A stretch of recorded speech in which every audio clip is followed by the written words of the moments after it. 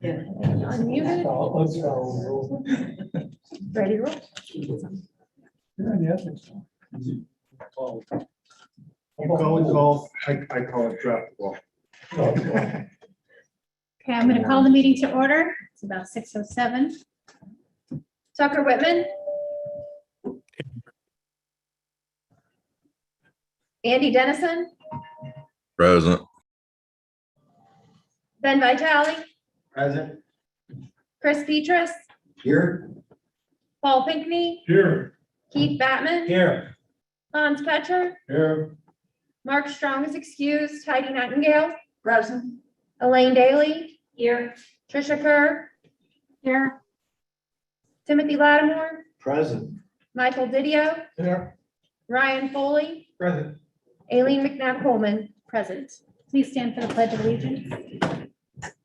I Pledge allegiance to the flag of the United States of America and to the republic for which it stands, one nation, under God, indivisible, with liberty and justice for all.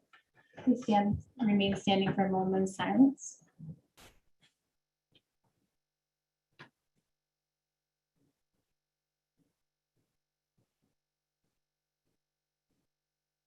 Thank you.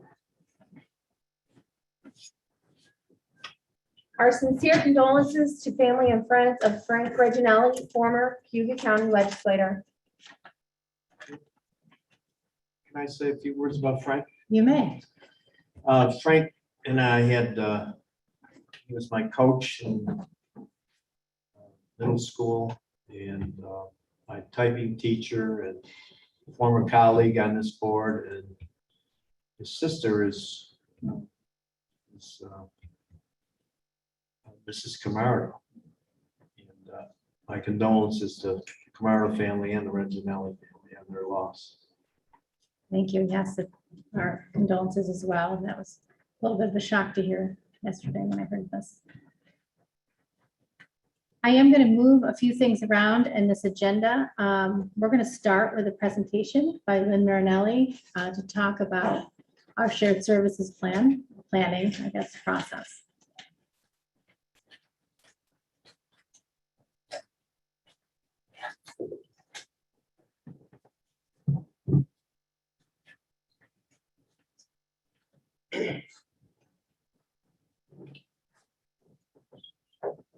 Okay, well, tonight I'm going to talk to you about the shared services plan that we've been doing this annually. And it's something that we are obligated to do. So go ahead, Nick.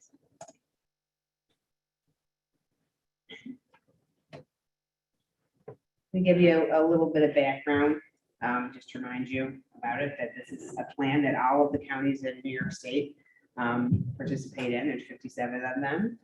We have a panel that is chaired by the CEO, which is the chair of the county. The county is responsible for developing and submitting the plan to the state. The required panel members would be 33 for us. That would be the chair of the legislature, all the mayors and town supervisors. And then we can have optional members as projects come up to participate. There'd be the fire districts, school districts, cooperative extensions, and special improvement districts.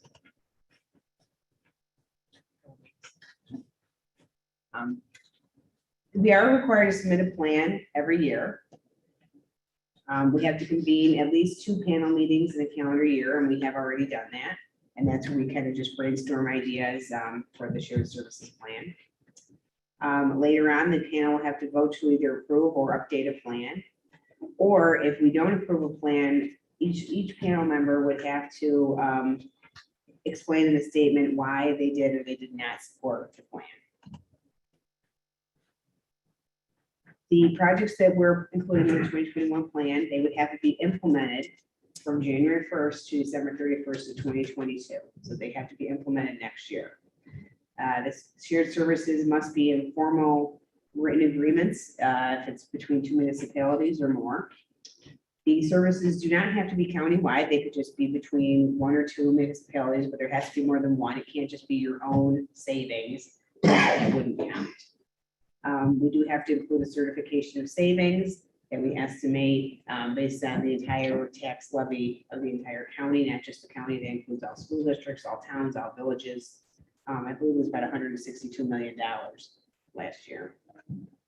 The state will match funds that we can document for 1 year's worth of savings. And the plan will have to be submitted by December 31st of 2021. Just in general, some of the things that, could be included, they have to either be new shared services, or if you do have existing shared services, maybe an arrangement that you've already had for years, you would have to, it has to be new to be a formalized agreement. So you would have to have a written agreement, even if it was something that you've been doing for a lot of years, we could then count it as new. But if it's been something that's existed for a while and it's been a written agreement, that would not qualify. And the key thing here is that it does have to be implemented in 2022. A lot of times we brainstorm some ideas, but they're a little bit farther out than, implementing next year. So they would probably go on future plans. So, any ideas are good, but we try and save them to put them in the plan where they actually belong. And the written agreements are really a key thing. I'm finding that that's kind of a problem I've had working on submitting for some reimbursements.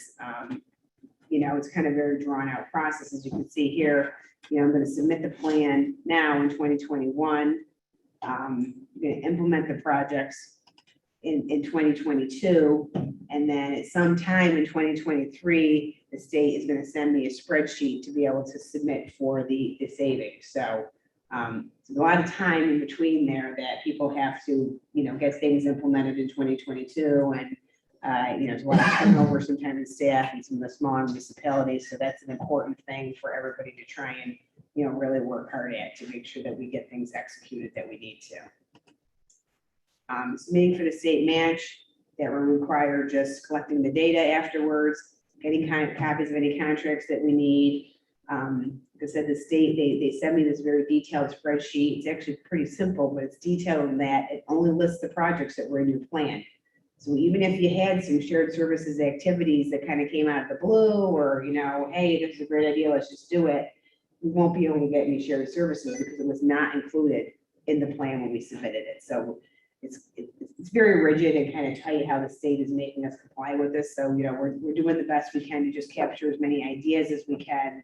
In case we're able to do them, we want it to be included on that sheet. So some of the plans, I'll go over it with you now, the ideas that we've come up with our municipalities. So the first one is a Medicare Advantage plan. An RFP was done by Broome County, and they did contact a lot of municipalities throughout the state to see if they wanted to join in. We did join in, and they did get some better prices for a comparable Medicare Advantage product. The college is going to be going with it. They're going to save, they hope, about $70,000 annually. They have a lot of people who participate in the Medicare Advantage plan. We only have literally a handful of people, about 5 or 6 people at the county who are participating in it. And the city of Auburn decided not to go with the new plan. They're going to stay with Excellus. So I think we are also going to stay with Excellus, but surprisingly, after this RFP was done, Excellus came back and gave us all better prices. And so we're all going to have savings. So I'm going to try and put in for all of that to be also savings for the city. Will probably have a decent amount of savings also with this project. So that was a real good one. The next one is a fire training center that we've been talking about doing a renovation. And, that would be utilized by all the municipalities that have fire departments. They use it for training, and the city of Auburn. There is a possibility we might move it to the next year's plan just because of, there's a lot of lead time in building any type of building. And so we'll think about that, whether we want to hold off on that for the next year. The next one would be, this has been discussed with some people, the upgrading the 911 radios. They were originally purchased back in 2010 when we did the original project for the 911 towers and buying all the equipment for all the municipalities. So they really are getting near the end of their life cycle. They can't be maintained anymore if they are breaking because the technology is getting outdated. So we were looking, there's about, believe it or not, 1,500 radios that were purchased countywide when this was originally done. then the cost was over $3 million. So clearly, if we do some type of group purchase, if we all kind of want to go on this together or whatever funding that the legislature might want to do this, but I do think there'd be some purchasing power and some savings by doing a large RFP for that volume of equipment. So we're going to include that here. The next one is just as kind of a general one, doing again some joint purchasing of highway equipment. We did have some takers on this one before, and there may be something between Venice and Genoa. They're going to update me a little bit more whether they're going to be able to do that, but we want to include this in case anything comes up between any of the municipalities. Number 5 is improvement to a water treatment facility. This is between the county and the village of Aurora.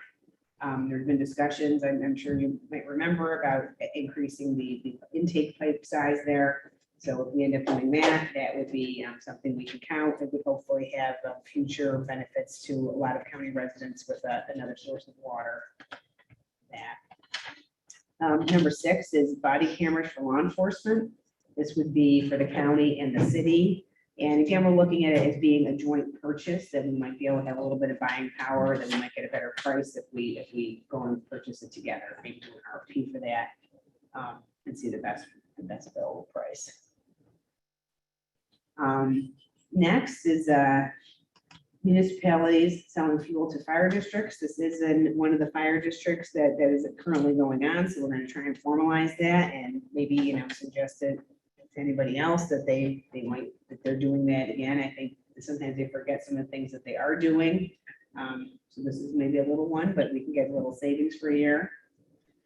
Number 8 is the project to digitize the records at the county. And this would be a plan. I think Sue has kind of said that some other municipalities, I think Owasco may have already approached them, and a few others that are kind of interested in maybe also doing this with their records. So that could be something that, again, we could save them probably some money by having them join into the county's project instead of them doing it all on their own and having to duplicate the hardware or software requirements for that. Number 10 is a smaller projects for sharing some legal services in Venice and Genoa.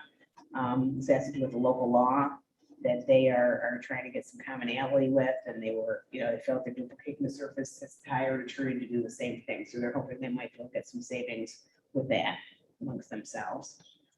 Can't they just get along out there?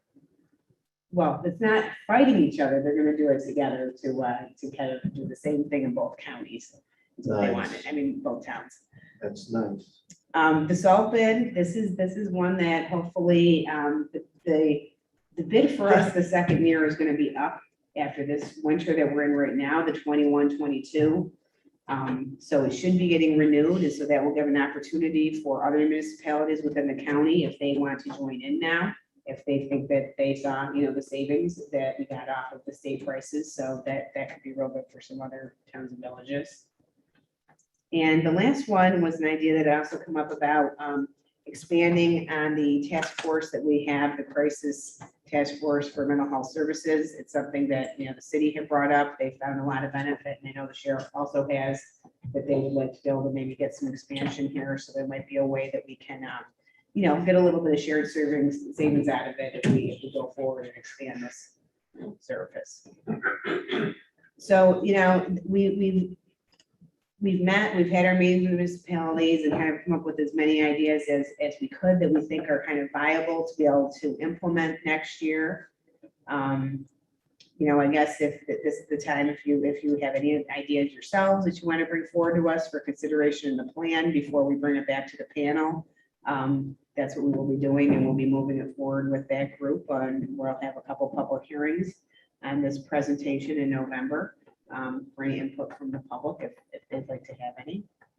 And that's pretty much it, unless you have any questions for me.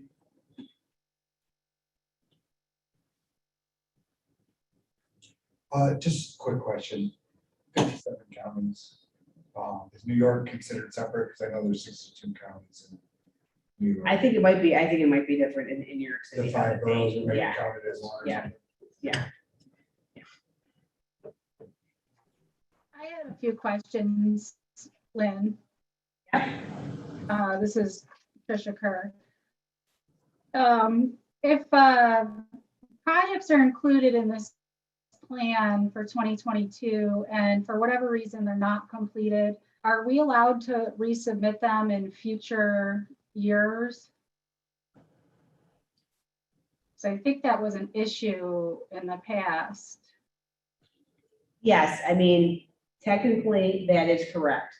There has been trying already at the state in previous budget years at the state level to have that rule be changed so that whenever you submit it, it wouldn't matter. You still only go get 1 year's of savings, but if it took you a couple years to implement, you would capture the correct year.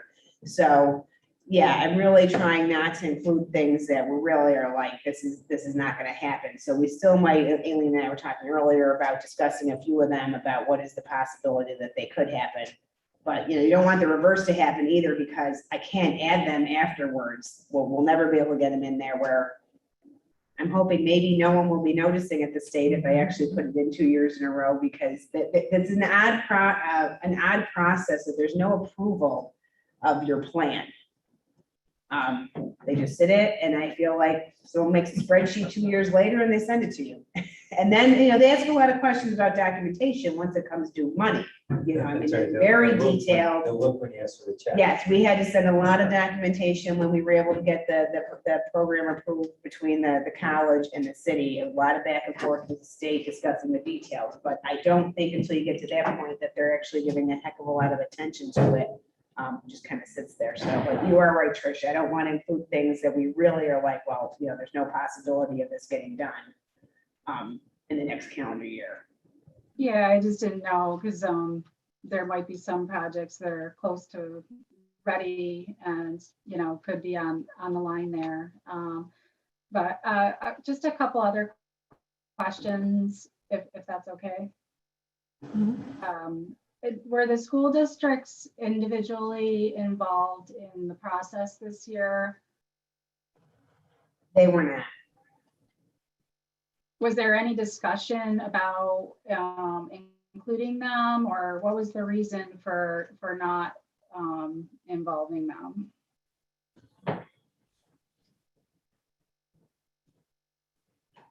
What was that? What's the, I The can't, question was the school districts involved in any of this?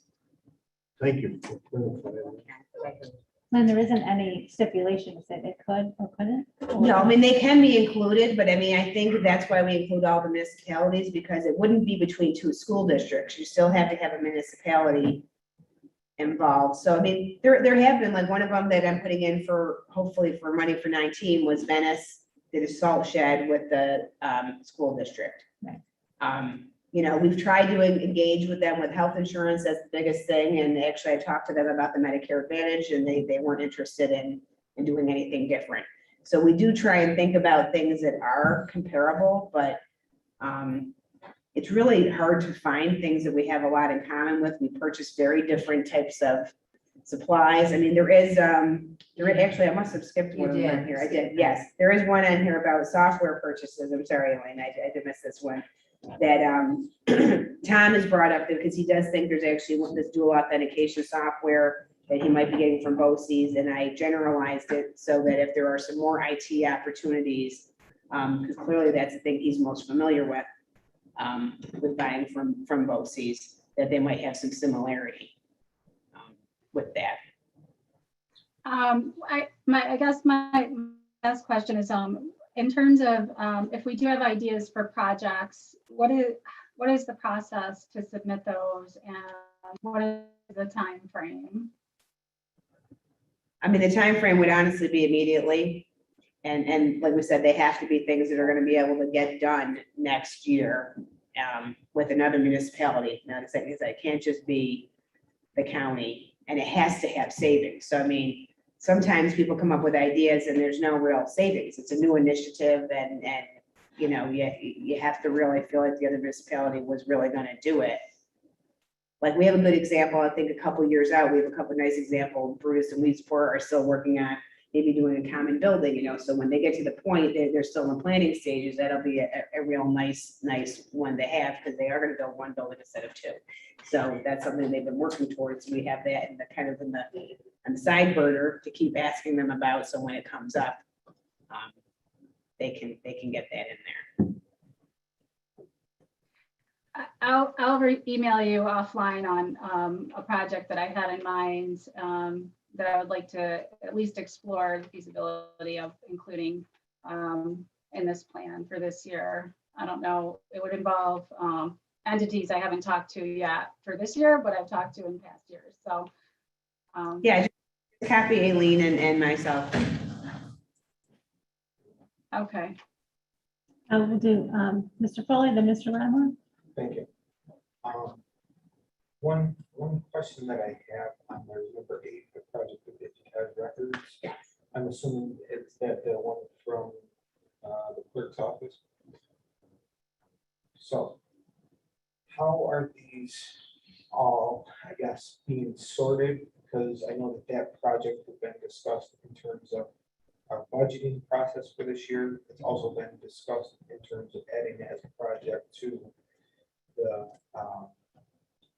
funding for the ARPA, and now it's also on here, and that's just one project. So, talking about 12, if they're being included in different items, how are we kind of sorting them? This would mean that if we in fact did fund this project, whether we be from our budget or from the ARPA funds, and we partner with other municipalities to help them save money and not utilize the software Okay. themselves, then there's potential savings. Okay. So this doesn't mean we're doing it. This is a proposed project. And then Right, if we do that, we'll make sure they're in the plan. So that's kind of like something like that is the second portion, with things that come before it that would have to happen in order for that be included in the shared services. Same thing with the fire tower. Right now, we don't have a plan. We do have an option with the ARPA funding to talk about that. If we go forward with that, that's an opportunity that we could put this in a shared services plan. Okay. Yeah. But certainly it doesn't necessarily mean all of these items are Yeah. Right. definitely going forward. It's just saying there's a perk here if we do move forward. Right, and that's what we're saying, we'll continue to discuss if people might be moved to the next year, because if they're longer term planning things, you need to spend out, you could decide to do it, it's gonna take us all next year to plan it, so. We said you can only implement so many things at one time, so, but we wanted to kind of, bring them up, let you know that they're on the radar, that they are things that we've thought about. May I ask one last question? With the fire tower project, I remember Dale saying that volunteer fire departments from outside the county utilize that training tower. And I didn't know if with the shared services plan, is there an opportunity to partner with municipalities outside of Cayuga County, how that works? Yeah, I mean, it is a possibility, but I do believe those other counties are also supposed to include it in their plans. To have, because it's cross county. So, yeah, I mean, I can talk to them about that. I do know that people used to have pay us a fee to come and use our facilities in the past, is what they've done out of county.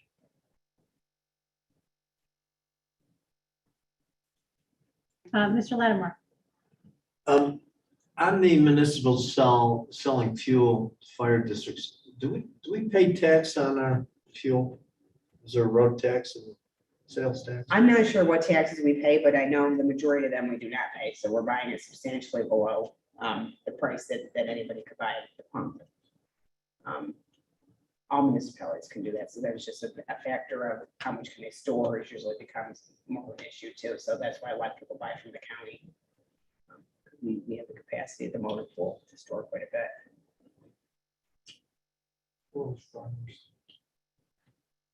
Any other questions or comments? So like, I would just say, like, that's something we already included our plan last year that we're implementing this year. to hopefully be able to save on the fuel that we are selling currently to our own municipalities. So that's where it's like, it's a very, long and kind of dragged out thing. And, we're doing what we can. We keep kind of whittling away at this.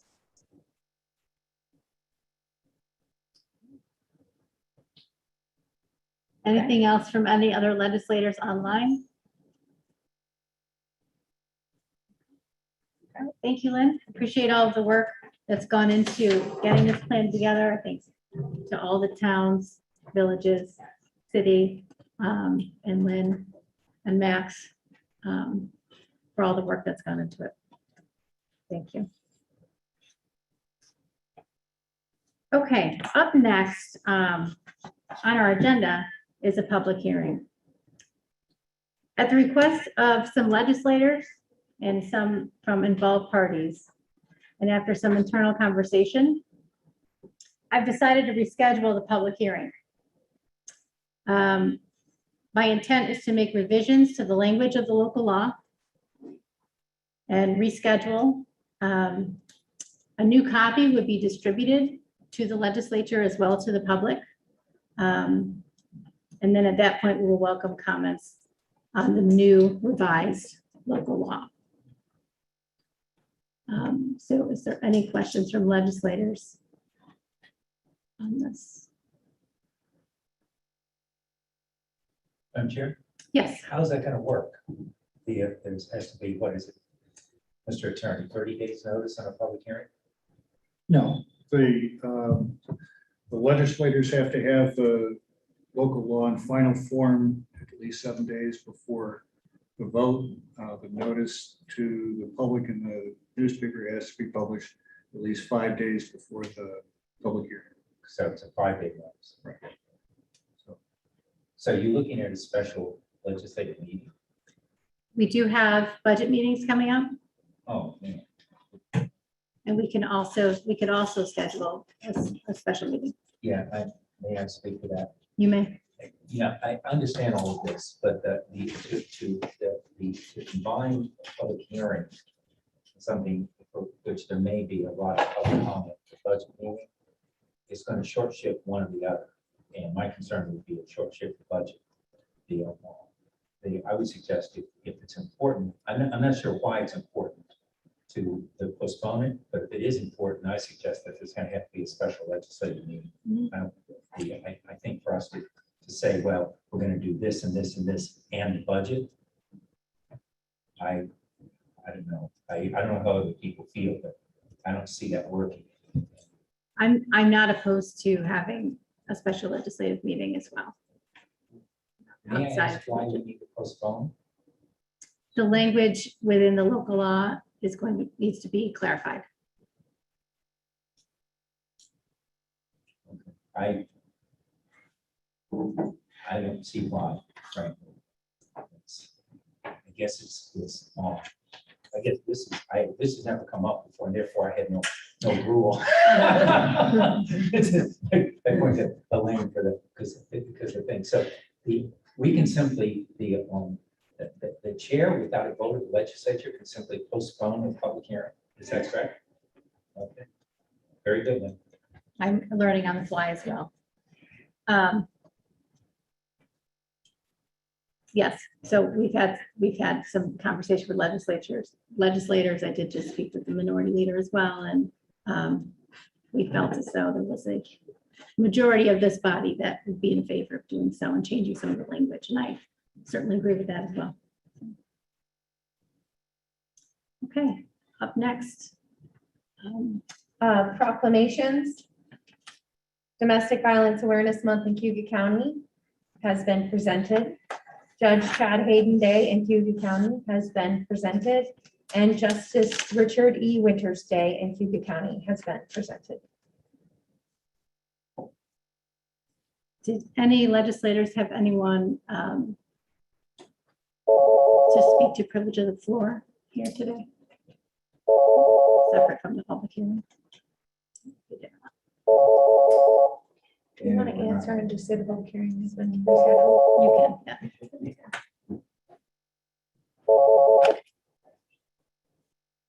Hello there. Is it the White House? What's that? I can't hear you. Ma'am,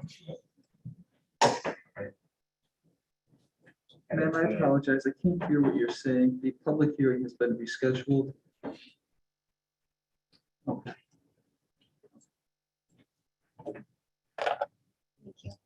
Happy Halloween.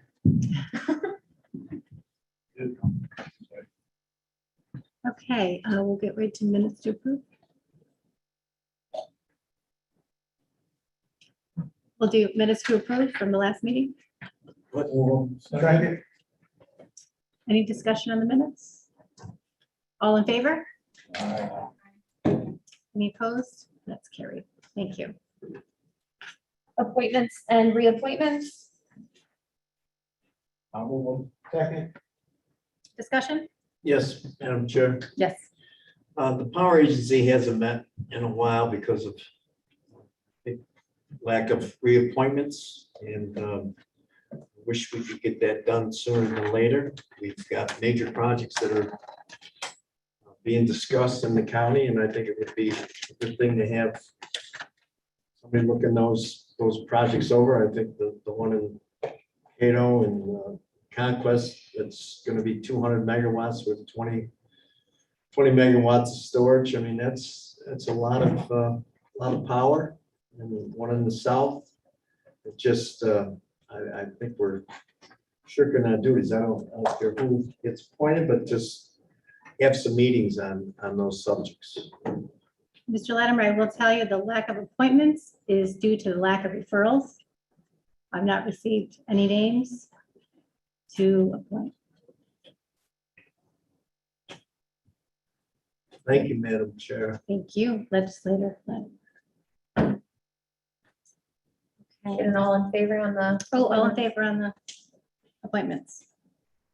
Aye. Any opposed? Carried, thank you. There are no communications and announcements, and next is the CCC report. Dr. Durant, do we have you on tonight? Yes, good evening, everyone. Can you hear me? Yes, we can. Let me just. Good to be with you. I believe Trustee Hutchinson is also with me this evening.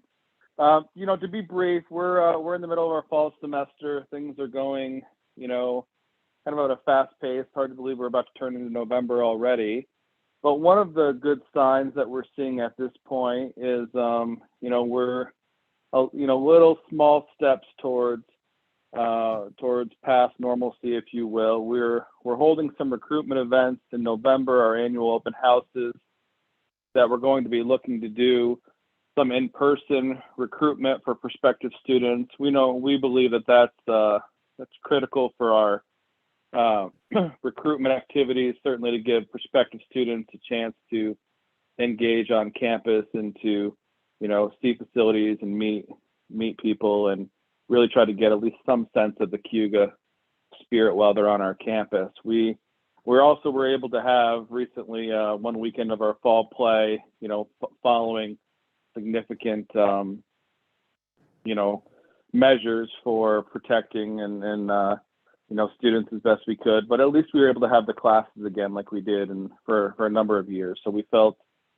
positive about that. We thank the county for the consideration and the shared services plan for the health insurance and the opportunity to participate in the broom exploration. You know, that certainly is projected to give us savings and to enhance a plan offering for you know, our retirees as well as our institution, which is part of our, you know, strategy moving forward and examining fixed costs and trying to, you know, reduce the fixed costs while we're positioning the college for, reduced demographics in our community as we go forward. I think the other major updates for the college, our Advanced Manufacturing Institute project on our Fulton campus is well underway and construction is moving along. We're hoping for a completion of that project in, you know, around January, late December and January, if that all still holds true. So we'll be able to get up and running with our workforce development programs in the spring and summer to move forward with the manufacturing initiative. And, you know, we're also been really focused on sort of galvanizing the college community, working with our trustees on the development of the college's next strategic plan. You know, we started this a couple of years ago, and with the pandemic, we, you know, sort of set it to the side while we focused on the more immediate needs, but we'll be, you know, spending much of this year on, you know, reviewing and drafting a college strategic plan to be able to lay out the next, you know, 2 to 4 years of our future, and you know, moving ahead and continue to be as responsive and forward thinking as possible, even with all the critical things that are in front of us that are hard to see behind sometimes. So we appreciate your patience and look forward to working with you, you know, as we go. As we're planning ahead for our spring semester, registration is forthcoming. We will continue to offer lots of flexibility for students to engage. Significant number of our offerings will continue to be online. Significant number of offerings will be high flex or multi sort of delivery, which allows students to potentially be taking courses remote, being engaged from a distance or face-to-face, similar to how this meeting is being conducted tonight.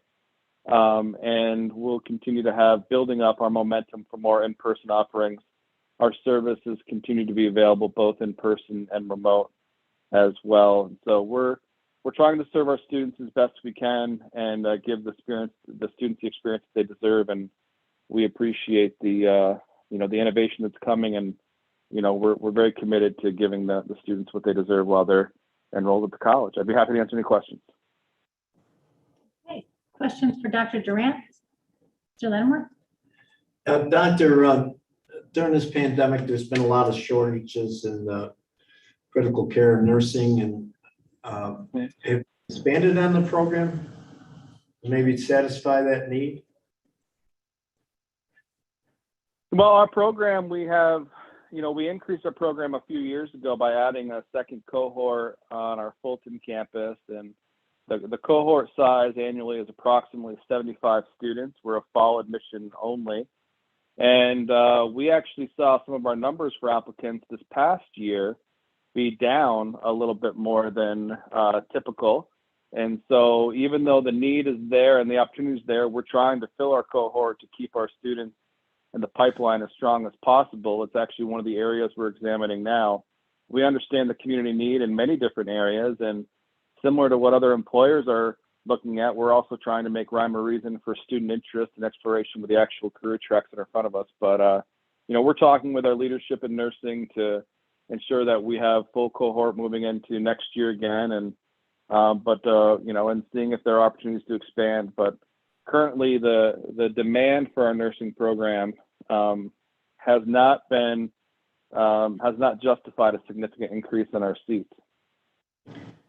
And as you know, and many of you know, it's a high cost. It is a high cost program for the institution, given the accreditation credentials, the staffing requirements, and the clinical requirements that are there. But you know, we feel that 75 is the right size for us at this time. But that doesn't mean we're not continually looking at it. And secondarily, I know that there was some interest in maybe adding a music course that seems to be working well in Florida. Have you had any conversations with the people who are interested in that?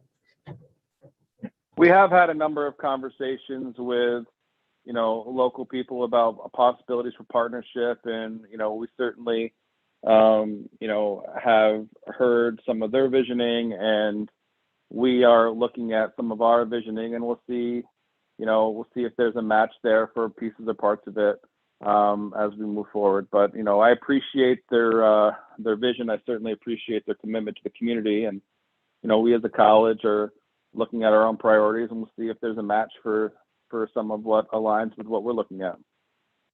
And then finally, the NASA platform, nothing, right? There's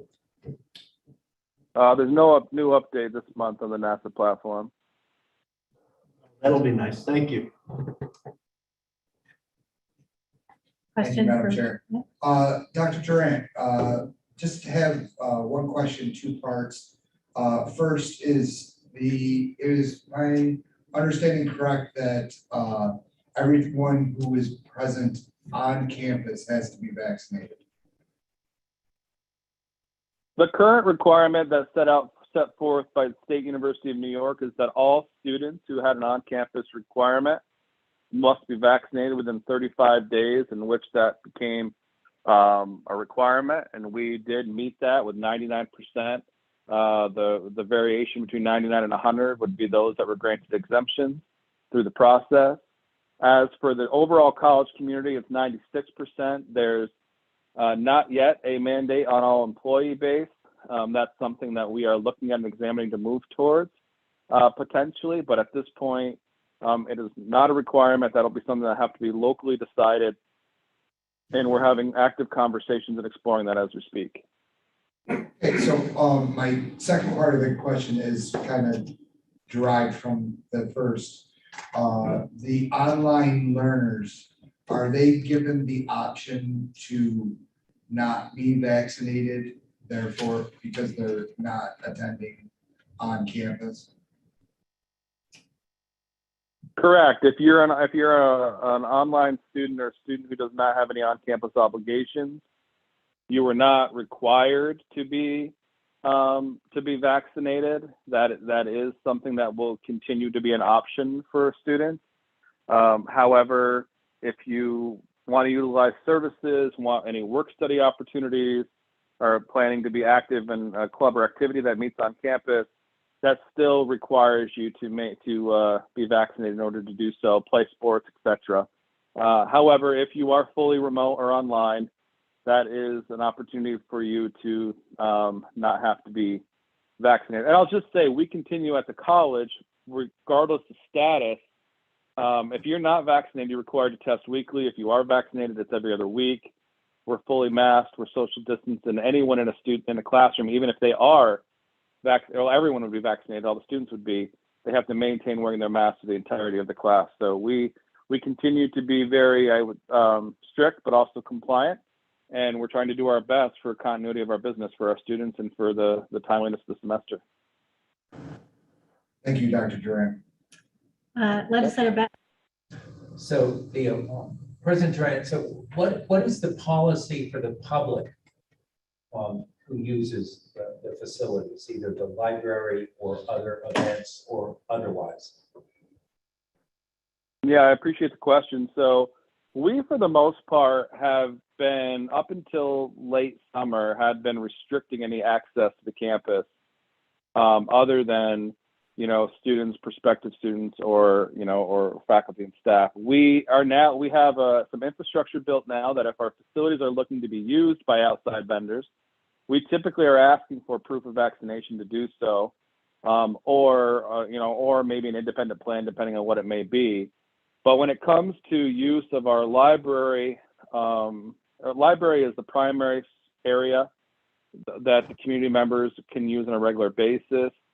At this point, we are not restricting individuals from campus if they're using that. However, if someone's having a regular presence on our campus, and they're not a student, but they want to utilize our library, let's say once or twice a week for whatever specific circumstance, we are approaching them to be included in our campus protocols for equity of all those that are utilizing it. If it's a one-off prospective student visit or something like that, we're trying to be mindful and supportive.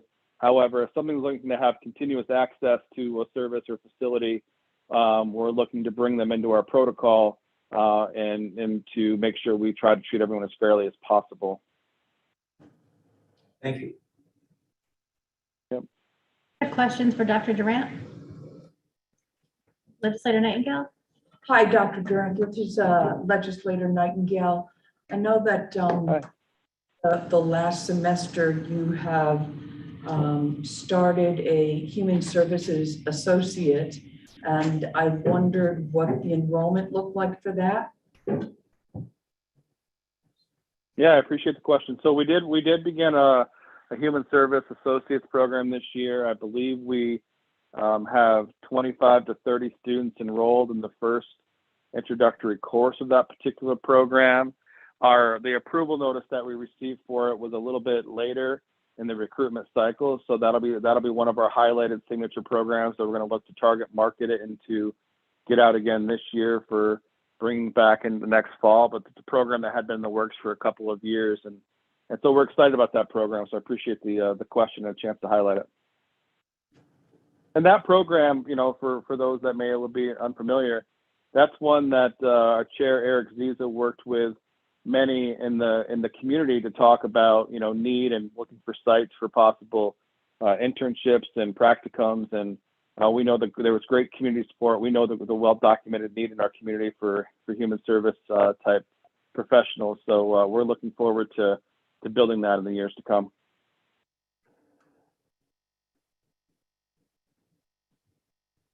Thank you. Any other questions for Dr. Durant? Hearing none. Thank you, Dr. Durant, for joining us this evening. Thank you. Appreciate the opportunity. Sure, thank you. Okay, up next on our agenda, we have committee reports and individual legislative reports. Just an update on Mr. Foley? Veterans Hiring Committee.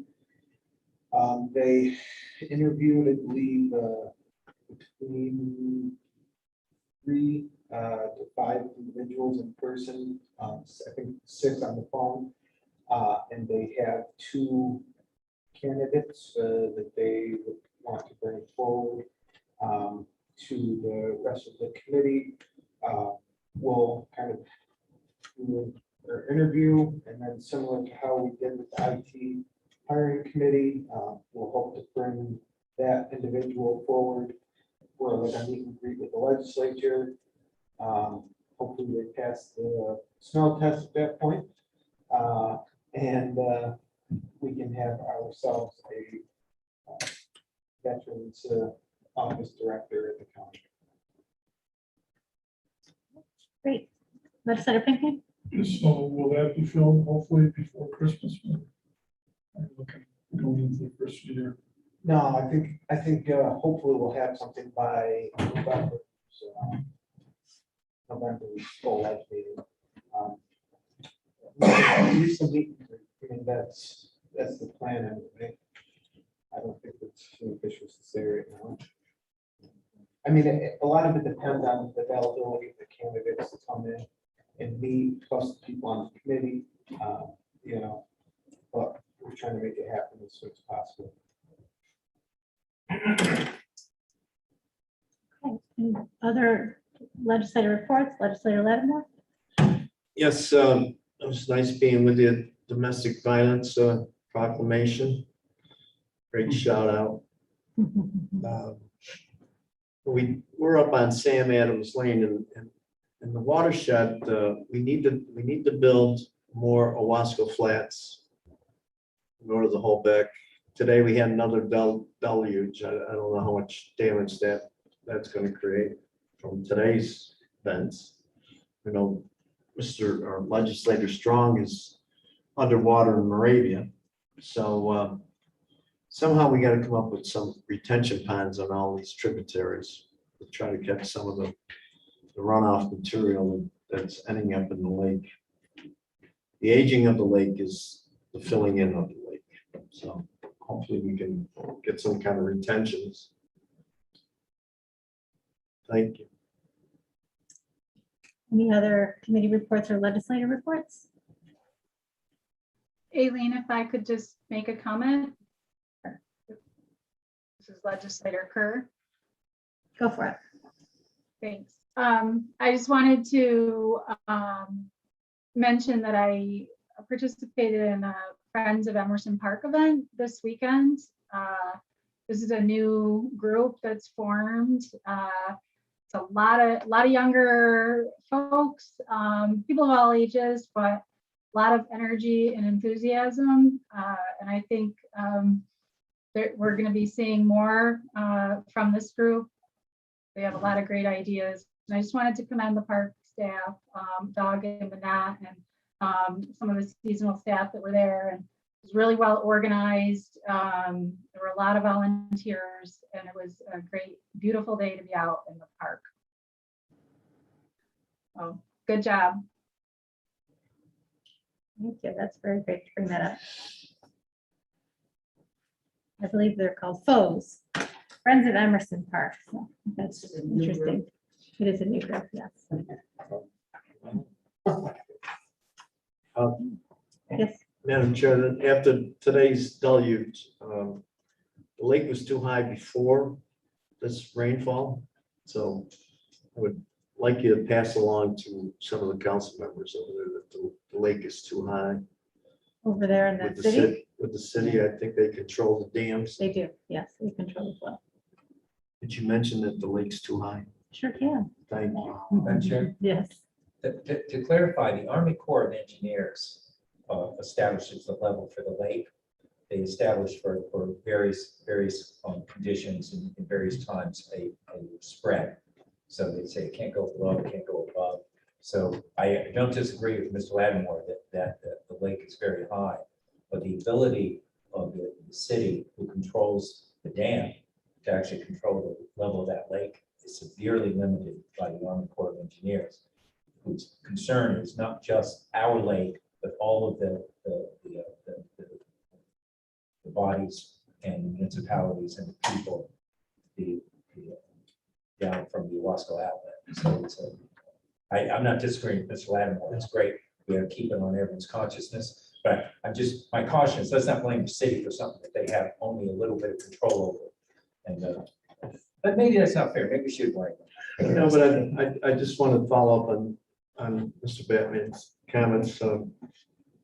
The Army Corps does have rules and regs, but the city does control it. The problem that we're having now is flooding, but I'd rather be us than, let's say, out west where Lake Mead and the rest of them are. Yeah. I don't know, too much water, too little water. Yeah. Economic development will come east. It will. Because we better be ready, and I don't know whether we are.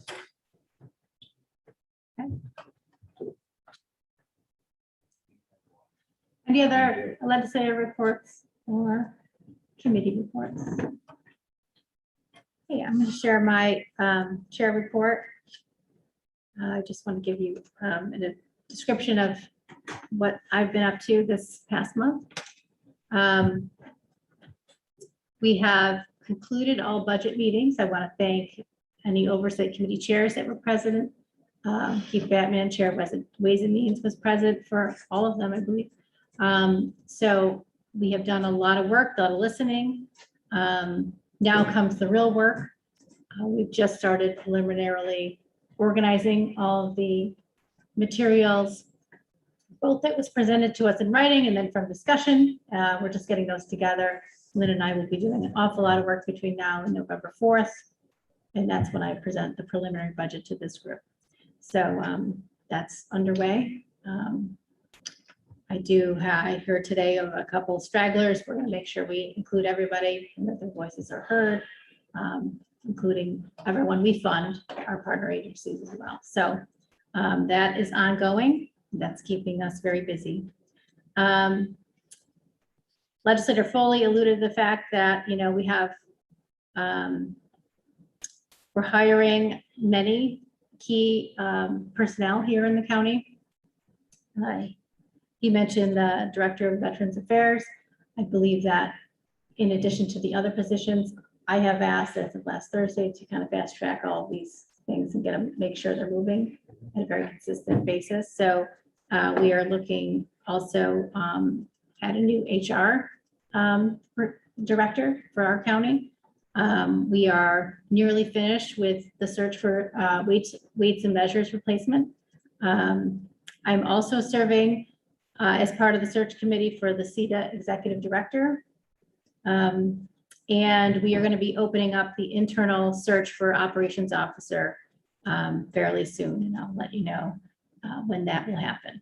So we will do that process internally for a number of weeks before we go externally. As Mr. Lattimore suggested, I did present the proclamation for Domestic Violence Awareness event. I wanted to say that was a great event. The sheriff did a great job serving as an MC. I want to thank all of the tireless work that our community partners put into trying to prevent domestic violence and then also helping victims and their families in our community. They have direct impact with victims in this community. They've done an awful lot of work. There's over 2,000 programs regionally for domestic violence, addressing the violence and addressing awareness and prevention. So I want to thank everyone involved with that. I've also been participating with the shared services planning. I also wanted to let you know we made our first payments for Cayuga Counts, the restaurant voucher program. So that went out last week. So I'm excited that we were able to get that out into the community. So that's a really great process that we're a part of. And I'm hopeful that we will, continue our talks to do something again in the future. Another exciting development, proposals have come in for a new county office building. I have 11 proposals that have come into Don's office. The deadline was Friday at noon. Really interesting reading. The office, outside of his office, has some proposals on the desk. We ask that they stay in the building, but certainly you can peruse them. But there's some exciting opportunities there that for us to consider moving forward. So we'll discuss next steps for that process. ARPA presentation happened last month, so please continue to be thinking about potential projects or ideas. You've heard some, we've definitely discussed some things that came up during the budget process. Think opportunities for shared services for some of these projects as well to think about. But I would like you to try to discuss our priorities here for the county. So we'll continue our conversations about that as well. Let's check what else. Mr. Latimer, you touched on economic development. I would be remiss if I didn't mention this. I was in a meeting with CETA last week, and I learned firsthand, and I guess I didn't understand it from the beginning, how instrumental CETA was in attracting Terrapin, which is the marijuana facility that's going to be located in the city of Auburn, to this area. And Danielle Zavo did a great job, and she's sort of acting as the head of CETA at this point. And I commend her, I commend the team, and I was really impressed with all the work done to attract them. So I was very excited about that. So I just wanted to share that with you today. Yes. Madam Chair, we fund that organization. I called down and tried to get some particulars. I haven't heard back from the owners. I was concerned about some of the issues that might bring to our community, and I'd like to hear from the owners as to what their thinking is. I mean, the city is part of the county, and it's going to affect, everybody in the county. I mean, this whole change in legalizing marijuana. So I'd like to have some debate on it. I know that we've had opioid problems. I just don't know whether or not we're exposing our young people to more problems, but I'd like to hear from them. And talking about economic development, I mean, 100 jobs is nice. We'll take those. But as I said, Lake Mead is dry and the West Coast is dry. And I think that we should be ready. We should have at least 2 or 3 different areas that we can develop. And I'd like to, Weedsport and some other lands that are in the county. I don't think we're ready. And that's my biggest problem with CETA is show me the plan. I delivered what Ontario County has got planned out for their county. I don't see a master plan for us. I'm glad that you mentioned about being ready, and we can have this conversation offline. But we talked about initiatives for CETA, and I think it's important that this next year we're going to see some initiatives. But behind those initiatives and what they want to do, they need some financial support for those initiatives to move on. So that's something that we should be thinking about as well.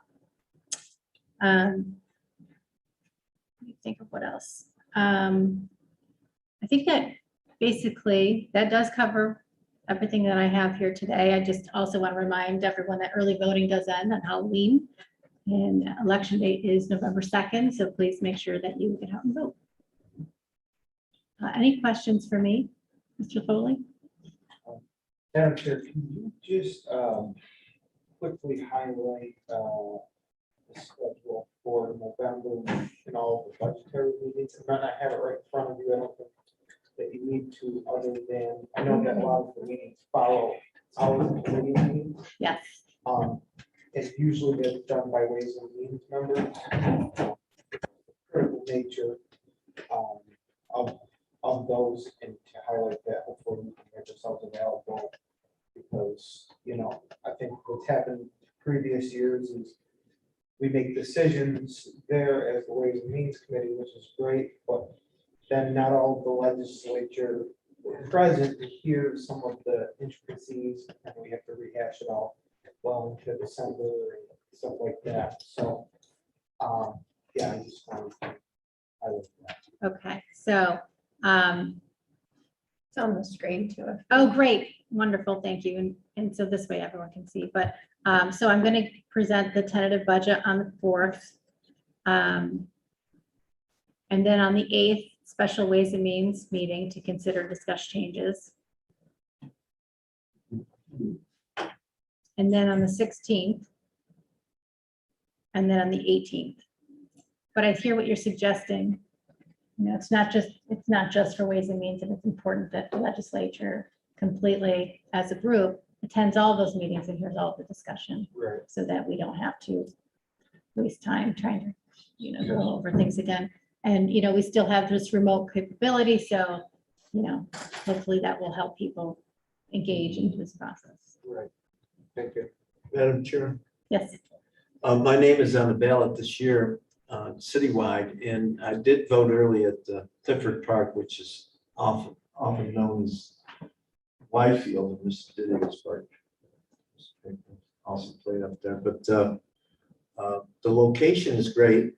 I'm glad it's in the old Ward 2, but I think the Board of Elections should look at having another early voting spot, maybe on the west side or on the north side, some other locations. Some of the people are having a hard time getting. thank you. Okay, any other questions for me? All right, we'll move on to resolutions.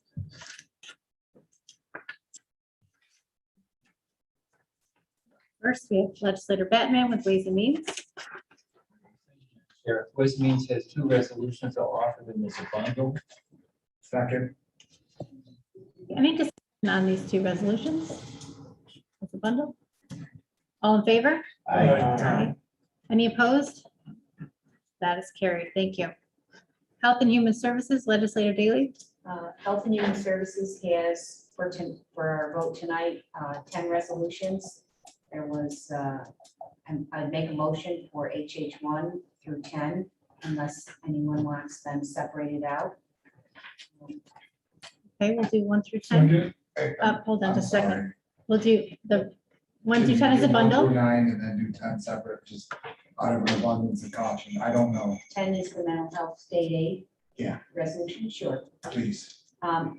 I would like to put together HH1 through HH9 as a bundle, unless anyone wants any of those separated. Right now we have a second. Any discussion on 1 through 9? Hearing none, all in favor? Aye. Any opposed? That's carried. Thank you. Okay, HH9 is authorizing the Director of Community Services, authorizing the amendment of the mental health 2021 budget to adjust state aid funding for contract agencies. Second. Thank you. Go ahead. I'd just like the record to reflect that I'm abstaining from HH 10. I will move to Mr. Fu. Myself. 2 abstentions. Noted. Can we get these on the screen? All we got is a blank screen. Click out of it.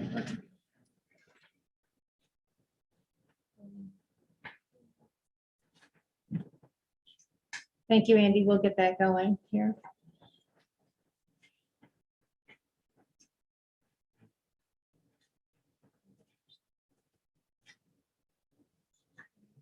Madam Chair, while they're getting that going, Yes. I have a question. And the question is, were these all approved by the Community Services Board? When I asked that question at the Health and Human Services Committee, I was told most of these were adjustments to, in certain categories of state aid that have gotten additional funding. I did again question I don't have the resolution in front of me, though, the $136,000 or $106,000 going to Liberty Resources. And I was told that that basically was the mental health respite contract that was initially discussed at the Community Services Board and postponed at one point. There was the original investment, I think, of $95,000. And then this was some additional money to that contract that was discussed and approved at the Community Services Board. Like it was discussed, it was voted on by motion and My understanding is the Community Services Board, and I do recall, did have conversation about the Liberty Resource money Yeah. going for mental health respite. in conversation too. That So was- is the answer yes or no? I'm sorry. The answer was that these were discussed and approved through the Community Services Board. I didn't go back and check the No, minutes no, or, I wouldn't expect it. but that's the assertion made that any changes to state aid are reviewed and Right. approved by the, Formally approved, just Yes. as we have to formally vote. Okay, thank you. What's that? Okay, any other discussion? All in favor? Aye. Aye. Opposed? They're carried. Thank you. HH 11, I guess, with the postponement of the public hearing. I also think it's wise to pull the voting on the revised local law, so I'll be pulling HH 11. Do I have to do anything? Thank you. Okay, government operations with legislator Foley. Yeah, Madam Chair, government operations had one resolution added today, that is the authorization to create and fill executive assistant to the county attorney. And I believe that this was, the idea was kind of kicked around because as we know that Lacey went down to Steve Lynch's office, leaving a vacancy. Yes, Oh. This has been talked about. that's right. I prefer that you not use names of the individuals, just. Okay. We've had a vacancy. Okay, we've had a vacancy there. Basically, human resources along with the county attorney's office kind of looked at this position and decided that it would be better served to be regraded as an executive assistant. So this is that resolution. Did folks receive the copy electronically as well? Yes. Okay. Yeah. Copy went out, I believe, yesterday to all the legislators, Okay. as well as to the clerk to be put on the agenda. Yep, it's a part of the packet. So do we have a motion or do you want to? I'll move it or second it, whatever it takes. Okay, discussion, legislator Bailey? No, I was just going to point out that, you know, this is part of this compensation study and, you know, looking at these types of positions, there was discussion, and I think this fits right in, is that when there is a vacancy, that would be the opportunity for the department head to ask and relook at the duties of the position and ask for a formal review. And in my mind, this is kind of what happened at this point in time. The vacancy occurred. The second look occurred. I don't know if the duties were re-clarified or not. And there has been a movement of this position from grade 1 to grade 2. And that's what this solidifies, I think. Legislator Bettman? Yeah, I just want to point out, because this is, as everyone here knows, I like things to go through committee.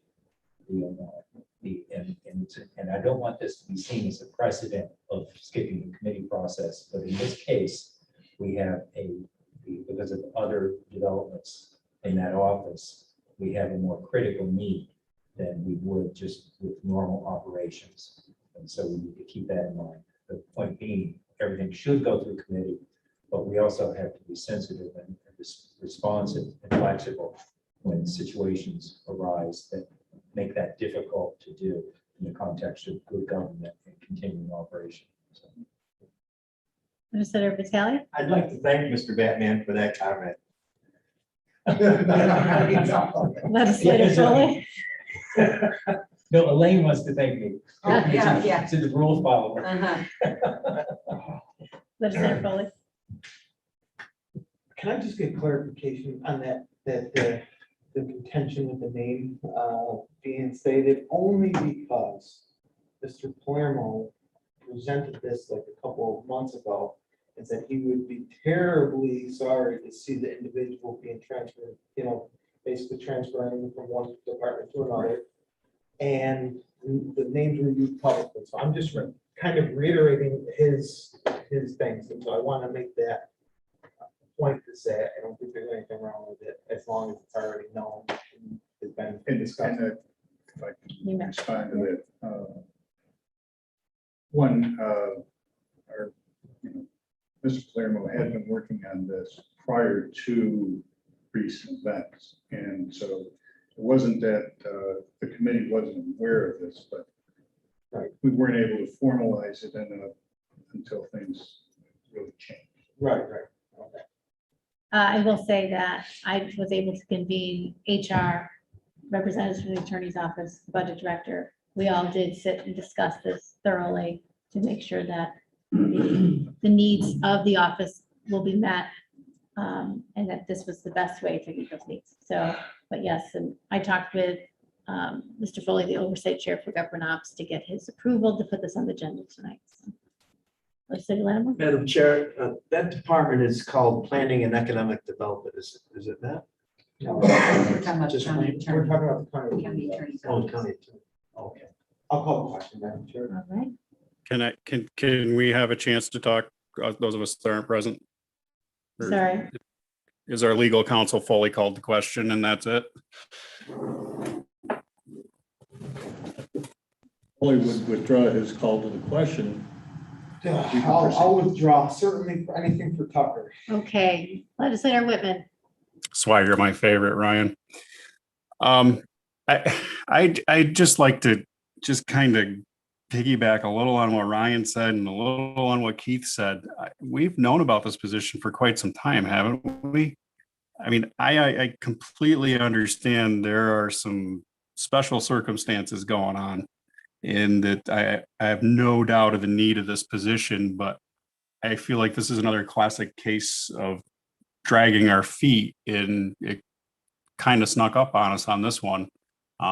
We kind of got caught in a situation where something needs to be done right now, hence it was added today, when maybe we should have been talking about this a month or two ago in a serious way of actually having a resolution in front of us. But I understand some things had to get switched around, but I think this just kind of reflects on how slow our process is and could really use some streamlining.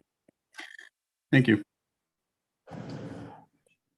Okay, all in favor? Aye. Aye. So happy about it. That's carried, thank you.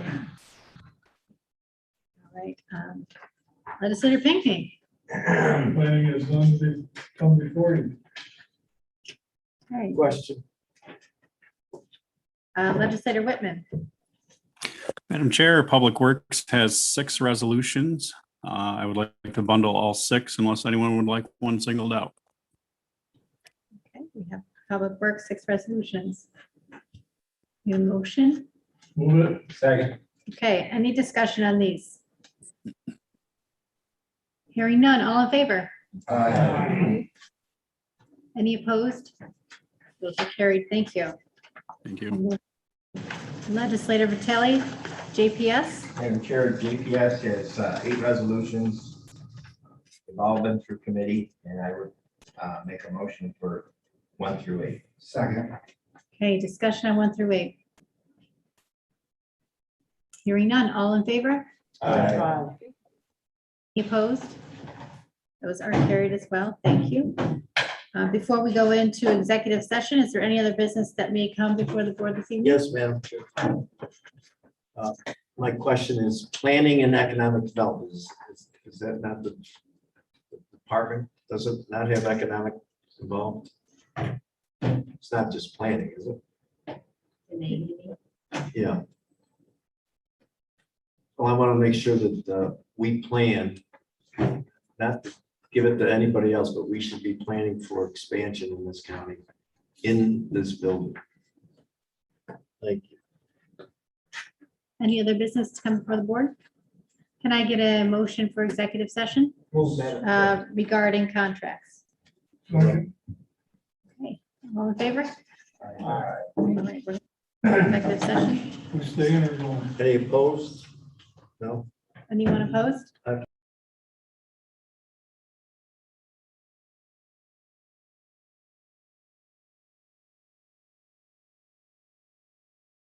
After this executive session? Just to let you know. Voluntary, you know. Yeah, that's a good question. Yes. Since there's no business afterward, Mr. Attorney, are we allowed, can we end the public, assuming YouTubing of this and say here for executive session or no? You want to water? Because there will be no other action. Well, we will be coming back in public session at the conclusion of the executive session, and then It's formally close to meeting. adjourn, so technically we do. So we can't. Okay. I suspected that, it just seems. Good question. Yes.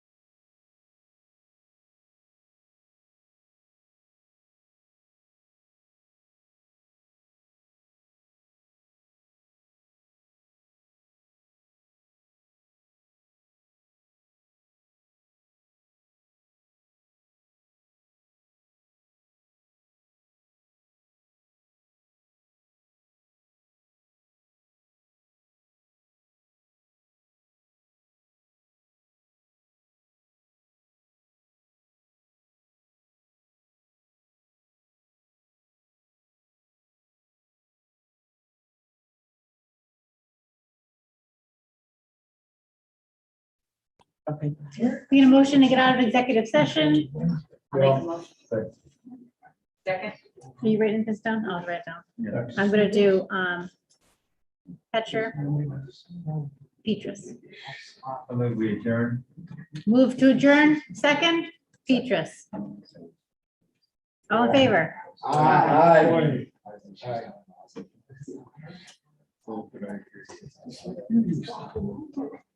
That is carried. Have a good night. Thank you.